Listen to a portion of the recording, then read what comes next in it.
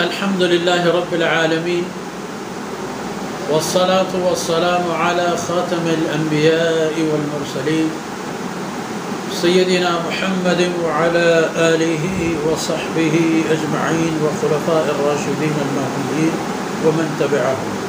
أعوذ بالله من الشيطان الرجيم. لا يستوي أصحاب النار وأصحاب الجنة أصحاب الجنة هم الفائزون.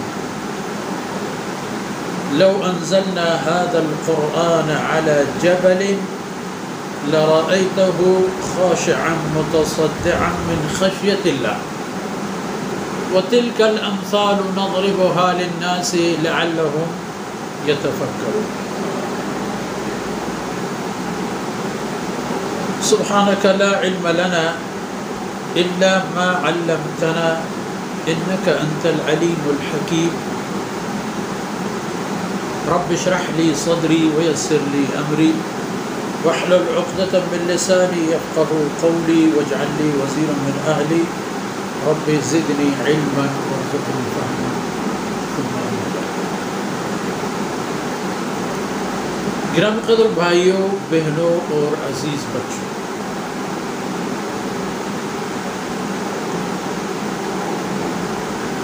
بات آ گئی تھی اس امت کے لیے رشد و ہدایت کی، جو انہیں فرمایا گیا تھا کہ وَلَا تَكُونُوا كَالَّذِينَ نَسُوا اللَّهَ، ان لوگوں کی طرح مت بن جاؤ جنہوں نے اللہ رب العزت کو فراموش کرو. اللہ رب العزت سے فراموش ہو گئے، اس کے احکامات سے فراموش ہو گئے. اللہ کو جب انہوں نے فراموش کر دیا تو اس کے احکامات پر چلنے سے بھی قاصر رہے. یاد رکھیے کہ دنیا دار العمل ہے، اور اس دار العمل کے انجام اور عاقبت دو جگہیں ہیں کہ ان جگہوں میں پھر حقائق سامنے آ جائے، جنت اور جہنم، اصحاب الجنہ اصحاب النار. اب فرماتے ہیں کہ یاد رکھیے جس طرح یہ دو ٹکانے یکساں نہیں ہیں، اسی طرح ان دو ٹکانوں کے لوگ بھی یکساں نہیں ہوتے. لا یستوی اصحاب النار و اصحاب الجنہ، یہ برابر نہیں ہوتے. جہنم کے لوگ اور جنت کے لوگ یہ یکساں نہیں ہوتے، یہ برابر نہیں ہوتے. کیوں؟ اصحاب الجنت هم الفائزون، یہ تو جنت والے لوگ ہی ہیں جو کامیابی پاتے ہیں. کامیابی پاتے ہیں کا مقصد کیا ہے؟ اس کا معنی یہ ہے کہ ہر وہ چیز جس کو پانا مطلوب اور مرغوب اور مطلوب ہے وہ ان کو مل جاتی ہے، اور ہر وہ چیز جس سے بچنا پسندیدہ ضرورت اور ضروری ہے اس چیز سے وہ بچتے ہیں، اپنے آپ کو حفاظت کر چکے ہیں. یہی ہے کامیاب. یہ نہیں کہ اس نے فرض کیجئے کچھ پیسے اس کو ملے، اس کے ساتھ یہ بات بھی ہو گئی کہ اس کے یہ پیسے چوروں سے، ڈاکوؤں سے، لٹیروں سے بھی محفوظ ہو گئے، تب بات بنی. پیسے اسے مل گئے لیکن 4 قدم آگے جا کر کے اسے راہزنوں نے گھیر لیا. تو فائزوں میں یہی بات آتی ہے کہ جو ملنے کی مفید و کارآمد چیزیں ہیں وہ انہیں مل جاتی ہیں، گھر بار، نعمت، دولت، عزت، شہرت، اور جو مضر قسم کی چیزیں ہیں ان سے یہ لوگ محفوظ ہیں. اصحاب الجنت هم الفائزون. ہر ایک آدمی کامیاب نہیں ہوتا، اور جنتی عمل کے لیے اللہ رب العزت کی شرائط، جو اصحاب الجنہ بننا چاہے اس کو وہ شرائط پورے کرنے ہیں جو اللہ کے کلام میں موجود ہیں. باقی قرآن کے عظمت شان کے حوالے پر سمجھ لو، دیکھ لو. لو انزلنا هذا القرآن على جبل، اگر ہم نازل کر دیں اس قرآن کو، نازل کر دیتے، ہم اس قرآن کو نازل فرما دیتے پہاڑیوں کو، جو اپنے حجم کے اعتبار میں کتنے عظیم، وزن کے اعتبار میں کتنے سنگین ہیں، سختی کے اعتبار میں کتنے سخت ہیں، ان تمام حالات کے باوجود لو انزلنا هذا القرآن على جبل، اگر ہم یہ قرآن نازل فرما دیتے پہاڑوں پر، لرأيته خاشعا، تو آپ دیکھ لیتے اس پہاڑ کو کہ وہ ریزہ ریزہ ہو کر رہ جاتا. کس چیز سے؟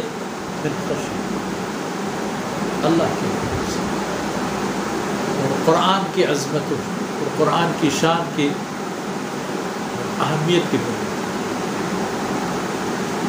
کیونکہ قرآن میں وہ سب کچھ ہے جو کسی اور چیز میں نہیں ہے. انسان کے لیے مقام تک پہنچنے کا زینہ، روشنی، راستہ، منزل، سب کے سب یہی ایک قرآن ہی ہے.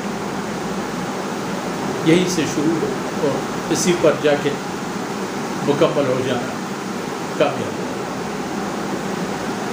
قرآن میں اللہ رب العزت کی عجائب قدرت، قرآن میں اللہ رب العزت کی نعمتوں کا تذکرہ، قرآن میں اللہ رب العزت کے عذاب اور قہر اور غضبوں کا تذکرہ، یہ تمام چیز موجود ہیں. اور یہ وہی چیزیں ہیں کہ جن سے یہ ساری کہانیاں ڈر جاتی ہیں.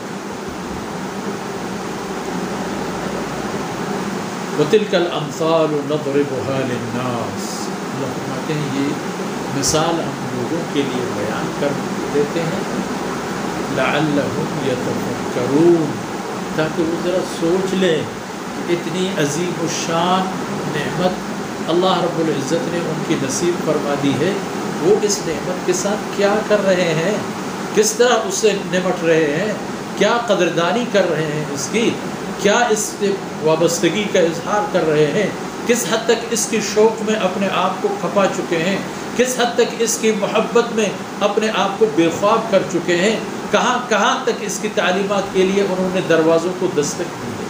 یہ سب سوچ رہے لعلہ، تاکہ یہ انسان فکر کریں. اور خوش نصیب انسان تو انسان ہی ہے، لیکن خوش نصیب انسان وہ انسان ہے جس کو اللہ نے قرآن سے منسلک کر دیا. اور پھر ان میں خوش نصیب وہ انسان ہے کہ جس نے قرآن کو لیا، قرآن کو اپنا اوڑھنا بچھونا بنا لی، اور قرآن کے لیے جیا اور قرآن کے لیے مرا. یہ سب سعادتیں ہر ایک مسلمان کو حاصل کر دیں. تِلْكَ الْأَمْثَالُ نَضْرِبُهَا لِلنَّاسِ، یہ سارے مثال ہم لوگوں کے لیے بیان کرتے ہیں. لَعَلَّهُمْ يَتَفَكَّرُونَ، تاکہ وہ سوچ لیں، تاکہ وہ سوچنے کے بعد اندازہ لگائے، تاکہ وہ جاگ جائے، تاکہ وہ بیدار ہو جائے، تاکہ وہ آگے بڑھیں اور جہاں تک پہنچنے کی اللہ رب العزت نے انہیں استعداد دی ہے، اپنی صلاحیتوں کو روئے کار لا کر آگے بڑھے، آگے بڑھے. جو سودا اللہ رب العزت نے ان کے ساتھ طے کی ہے، جو کچھ اللہ ان سے مانگتا ہے وہ تو ہے ان کے پاس، اٹھا کر دیکھ لیجئے، دے دیجئے اللہ رب العزت، دے دیجئے اللہ رب العزت جو چیز مانگتا ہے، جو چیز طلب کرتا ہے، اور لے لیجئے اللہ سے اس کا کلام، اور چلیے اللہ کے کلام کے مطابق، اور دنیا کی قیادت کیجئے، دنیا کو نور دیجئے، دنیا کو روشن کر دیجئے اللہ کے اس کلام کے ذریعے سے جو کائنات کی روح ہے. یہ ہو تو کائنات ہے، یہ نہ ہو تو کائنات بھی نہیں ہوگی. سمجھنے کی باتیں ہیں، اور ان معروضات کے ساتھ ہی آج کی باتیں اختتام پذیر ہوتی ہیں. اللہ رب العزت ہماری کوتاہیوں سے درگزر فرمائے. جو کہا گیا سنا گیا اللہ رب العزت انہیں ہمیں اور ہمارے عزیزوں کے لیے توشہ آخرت بنا دے.